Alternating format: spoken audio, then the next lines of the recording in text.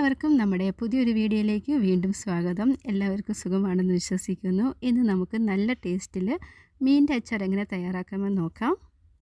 അതിന് മുൻപേ ആയിട്ട് എൻ്റെ ചാനൽ ആദ്യമായിട്ടാണ് ആരെങ്കിലും കാണുന്നുവെങ്കിൽ ഒന്ന് ലൈക്കും കമൻറ്റൊക്കെ ചെയ്ത് സപ്പോർട്ട് ചെയ്യാനൊന്നും മറക്കരുത്. അപ്പോൾ നമുക്ക് നേരെ വീഡിയോയിലേക്ക് പോകാം. ഈ ഒരു മീനച്ചാർ തയ്യാറാക്കുന്നതിനായിട്ട് ഞാനിവിടെ ചൂര മീനാണ് എടുത്തിരിക്കുന്നത്. കഴുകി ക്ലീൻ ചെയ്ത് വൃത്തിയാക്കി എടുത്തിരിക്കുന്നതാണ്. തലയും വാലും അത് എല്ലും മുള്ളൊക്കെ നമ്മൾ മാറ്റിയിട്ട് അതിൻ്റെ തുണ്ടം മാത്രമാണ് എടുത്തിരിക്കുന്നത്. ഇനി ഇതിലേക്ക് മുളക് പൊടിയും മഞ്ഞൾപ്പൊടിയും ഉപ്പും ആവശ്യത്തിന് ഇട്ട് കൊടുത്തിട്ട് നന്നായിട്ട് നമുക്കിതൊന്ന് തിരുമ്മി യോജിപ്പിച്ചിട്ട് 1 മണിക്കൂറോളം സമയം ഇത് റെസ്റ്റ് ചെയ്യാൻ വെച്ചിട്ട് നമുക്കൊരു പാൻ ചൂടാക്കാം. ചൂടായ പാനിലേക്ക് 1 മണിക്കൂറിന് ശേഷം ഇതേപോലെ നമുക്ക് ഓരോന്നോരോന്ന് ഇട്ട് കൊടുത്ത് നന്നായിട്ട് നമുക്കൊന്ന് ഫ്രൈ ആക്കി എടുക്കണം. ഉൾഭാഗം എല്ലാം നല്ല രീതിക്ക് വേവുന്ന രീതിയിൽ തീ മീഡിയം ഫ്ലെയിമിലിട്ട് നല്ലതുപോലെ നമുക്കിതൊന്ന് ഫ്രൈ ആക്കി എടുക്കേണ്ടതാണ്.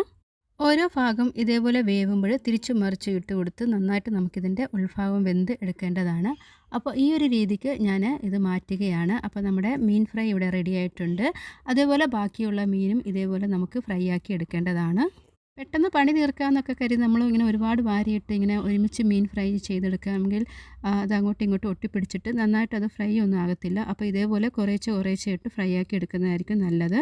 ഇനി അതേ പാനിലേക്ക് ഞാനിവിടെ നല്ലെണ്ണയാണ് ഒഴിച്ചു കൊടുക്കുന്നത്. നല്ലെണ്ണ ചൂടായി വരുമ്പോഴത്തേക്കും വറ്റൽമുളക് ഇട്ട് കൊടുക്കുന്നുണ്ട്. കൂടെ തന്നെ ഇതിലേക്ക് അല്പം കറിവേപ്പിലയും കൂടെ ചേർത്ത് കൊടുത്ത് വറ്റൽമുളക് ഒന്ന് നല്ലതുപോലെ റോസ്റ്റായി കിട്ടിയതിന് ശേഷം ഇനി ഇതിലേക്ക് കുറച്ച് വെളുത്തുള്ളിയും ഇഞ്ചിയും കൂടെ ചെറുതായിട്ട് അരിഞ്ഞതും കൂടെ ചേർത്ത് കൊടുക്കുകയാണ്. വെളുത്തുള്ളി ഞാൻ മുഴുവനെ തന്നെ ഇടുകയാണ്. ഇഞ്ചിയാണ് ചെറുതായിട്ട് അരിഞ്ഞത് ഇട്ട് കൊടുക്കുന്നത്. ഇത് ഏകദേശം വാടി വരുമ്പോഴത്തേക്കും ഞാൻ കുറച്ച് വെളുത്തുള്ളി ഇഞ്ചിയും കൂടെ ചതച്ചെടുത്ത് വെച്ചിട്ടുണ്ടായിരുന്നു മിക്സിയിലേക്ക്. അപ്പോൾ അത് ഇതിലേക്ക് ഇട്ട് കൊടുക്കുകയാണ്. ഈ ഒരു രീതി ആകുമ്പോഴത്തേക്കും നമ്മൾ അരച്ച് വെച്ചിരിക്കുന്നതായ അല്ലെങ്കിൽ ചതച്ച് വെച്ചിരിക്കുന്നതായ വെളുത്തുള്ളി ഇഞ്ചിയും കൂടെ ഇട്ട് കൊടുക്കുക. നമ്മൾ ഇങ്ങനെ ചെയ്യുന്നത് എന്താണെന്ന് വെച്ച് കഴിഞ്ഞാൽ നമ്മുടെ മീനച്ചാറിൽ കുറച്ച് മസാലയൊക്കെ കിട്ടുന്നതിന് വേണ്ടിയാണ്. അപ്പം ഈ ഫ്രൈ ആവുന്ന സമയം കൊണ്ട് നമുക്ക് കുറച്ച് മസാലയും കൂടെ തയ്യാറാക്കാനുണ്ട്.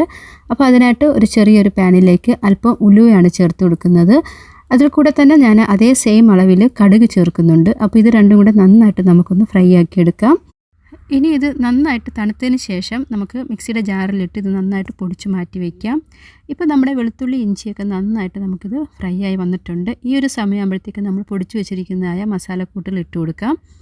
ഇനി ഇതിലേക്ക് എരിവിനാവശ്യമുള്ള മുളക് പൊടിയാണ് ചേർക്കുന്നത്. ഞാനിവിടെ 2 ടേബിൾ സ്പൂൺ കാശ്മീരി മുളക് പൊടിയും 1 ടേബിൾ സ്പൂൺ എരിവുള്ള മുളക് പൊടിയാണ് ചേർക്കുന്നത്. ഇനി ഇതിലേക്ക് അല്പം മഞ്ഞൾപ്പൊടി ചേർക്കുന്നുണ്ട്. മഞ്ഞൾപ്പൊടി നമ്മൾ നേരത്തെ മീൻ ഫ്രൈ ചെയ്യുന്ന സമയത്ത് ചേർത്തിരുന്നു. അല്പം മാത്രം ചേർത്ത് കൊടുത്തിട്ട് നമുക്ക് ചെറു തീയിലിട്ട് നമ്മുടെ മസാലപ്പൊടികളൊന്നും കരിഞ്ഞു പോകാതെ നമുക്ക് നല്ലതായിട്ട് ഇതൊന്ന് മിക്സ് ചെയ്ത് കൊടുക്കാം. ഇനി ഇതിലേക്ക് അല്പം കായപ്പൊടിയും നമ്മുടെ മീൻ അച്ചാറിന് ആവശ്യമായിട്ടുള്ള ഉപ്പും കൂടെ ചേർത്ത് കൊടുക്കുകയാണ്.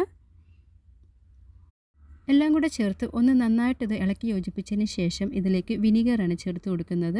അപ്പോൾ ഞാനിവിടെ 3 സ്പൂണോളം വിനീഗറാണ് എടുത്തിരിക്കുന്നത്. അത് ഇതിലേക്ക് ഇട്ട് കൊടുത്തിട്ട് വീണ്ടും നന്നായിട്ട് നമുക്കിതൊന്ന് ഇളക്കി യോജിപ്പിക്കാം. ഇപ്പോൾ നമ്മുടെ മസാല നല്ലതുപോലെ തിളയ്ക്കുന്നുണ്ട്. കണ്ടാത്തൊന്നും നമ്മൾ വെള്ളം ഒഴിച്ചിട്ട് തിളപ്പിക്കുന്ന പോലെ അല്ലേ? പക്ഷേ അല്ല, വിനീഗറാണ് ഒഴിച്ചിരിക്കുന്നത് കേട്ടോ. അപ്പോൾ ഇത് ഏകദേശം മസാല നല്ലതുപോലെ കുറുകി ഈ ഒരു രീതി ആകുമ്പോഴത്തേക്കും നമ്മൾ നേരത്തെ വറുത്ത് വെച്ചിരിക്കുന്നതായ മീൻ കഷ്ണങ്ങൾ ഇട്ട് കൊടുക്കാം. കഷ്ണങ്ങൾ ചേർത്ത് കൊടുത്ത് നന്നായിട്ട് നമുക്കിതൊന്ന് ഇളക്കി യോജിപ്പിക്കാം. ഒരു 5 മിനിറ്റോളം സമയം ചെറു തീയിലിട്ട് നമുക്കിതേപോലെ ഇളക്കി യോജിപ്പിച്ചിട്ട് ഒന്ന് അടച്ചു വെച്ചൊന്ന് വേവിച്ചെടുക്കാവുന്നതാണ്. മീനച്ചാർ ഇതുവരെയും നിങ്ങൾ ഇങ്ങനെ ട്രൈ ചെയ്തിട്ട് ഇല്ലയെന്നുണ്ടെങ്കിൽ ഇങ്ങനെ ഒന്ന് ട്രൈ ചെയ്ത് നോക്കണേ. നമുക്ക് ഒരുപാട് സമയം ഇത് കേടുകൂടാതെ നമുക്ക് ഉപയോഗിക്കാൻ പറ്റും. 1-2 മാസത്തോളം തന്നെ നമുക്കിത് പുറത്ത് വെച്ചിട്ട് തന്നെ നമുക്ക് ഉപയോഗിക്കാൻ പറ്റുന്നതാണ്. ഫ്രിഡ്ജിലൊന്നും വെക്കേണ്ട ആവശ്യമൊന്നുമില്ല. അപ്പോൾ നമ്മുടെ മീനച്ചാർ ഇവിടെ റെഡി ആയിട്ടുണ്ട്. ഈ റെസിപ്പി ഇഷ്ടപ്പെടുകയെന്നുണ്ടെങ്കിൽ എൻ്റെ വീഡിയോയ്ക്ക് ലൈക്കും കമൻറ്റൊക്കെ ചെയ്യാൻ മറക്കരുത്. ഇനി ഫ്ലെയിം ഓഫ് ചെയ്ത് കൊടുക്കാം. അതിനുശേഷം മീൻ നന്നായിട്ട് തണുത്തതിന് ശേഷം വേണം നമുക്കിതേപോലെ ഒരു കുപ്പിയിലേക്ക് മാറ്റാവുന്നത്. ഒമാനിലുള്ള എൻ്റെ ചേച്ചി വന്നപ്പോൾ ഞാൻ ഉണ്ടാക്കിയ ഒരു മീനച്ചാറായിരുന്നു ഇത്. ചേച്ചിക്ക് കൊടുത്തിടാൻ വേണ്ടി ഉണ്ടാക്കിയതായിരുന്നു. സൂപ്പർ ടേസ്റ്റാണ്. നിങ്ങൾ ട്രൈ ചെയ്ത് നോക്കുക. ചാനൽ ആദ്യമായിട്ടാണ് ആരെങ്കിലും കാണുന്നുവെങ്കിൽ സബ്സ്ക്രൈബ് ചെയ്യാനും ലൈക്ക് ചെയ്യാനും കമൻറ്റ് ചെയ്യാനൊന്നും മറക്കരുത്. അപ്പോൾ പുതിയ റെസിപ്പിയിൽ ഉടനെ വരുന്നവരെയും ദൈവം എല്ലാവരെയും അനുഗ്രഹിക്കട്ടെ.